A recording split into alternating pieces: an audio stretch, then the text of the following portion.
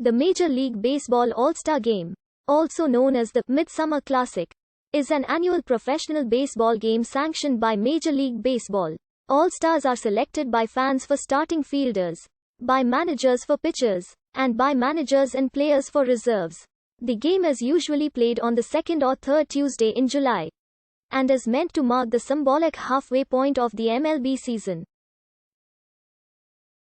Both leagues share an All-Star break, with no regular season games scheduled from the day before through 2 days after the All-Star Game. Some additional events and festivities associated with the game take place each year close to and during this break in the regular season.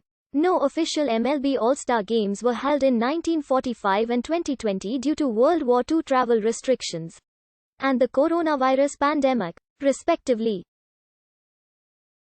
2 All-Star Games were held each season from 1959 to 1962. The most recent All-Star Game was held on July 9, 2019, at Progressive Field, home of the Al's Cleveland Indians. The 2021 All-Star Game was scheduled to be held in Atlanta until Major League Baseball announced in April 2021 that it would relocate the game as a result of new voting rights restrictions in that state. The first All-Star Game was held on July 6, 1933, at Comiskey Park in Chicago as part of the 1933 World's Fair, and was initiated by Arch Ward, then sports editor for the Chicago Tribune.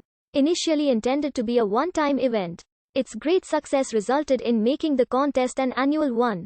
MLB chooses the venue for the All-Star Game. The criteria for venue selection are subjective.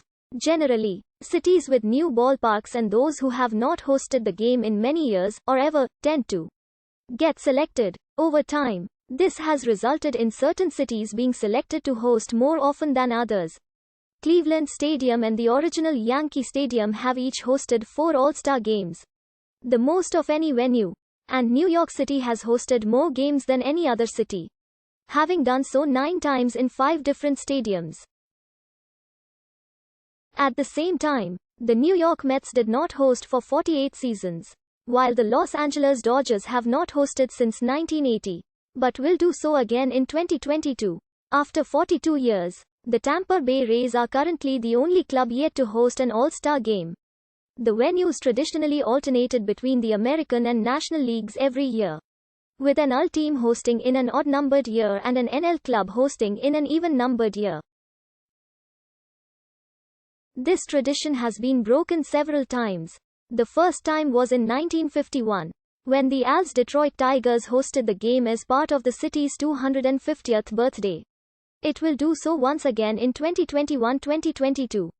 During the first 2 decades of the game's history, there were 2 pairs of teams that shared ballparks.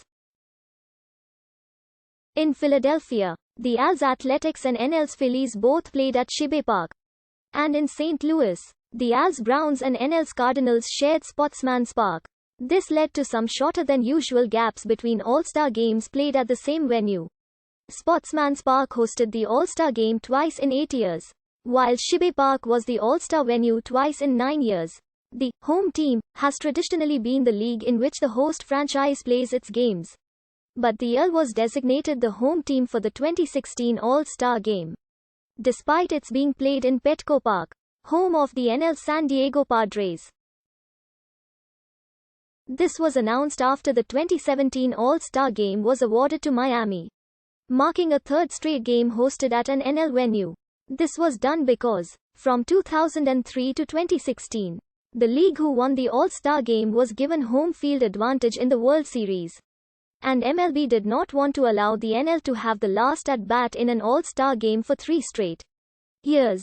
MLB ended this practice in 2017, and the All-Star Game reverted to having the host team's league serve as the home team. Since 1934, the managers of the game are the managers of the previous year's league pennant winners and World Series clubs. The coaching staff for each team is selected by its manager.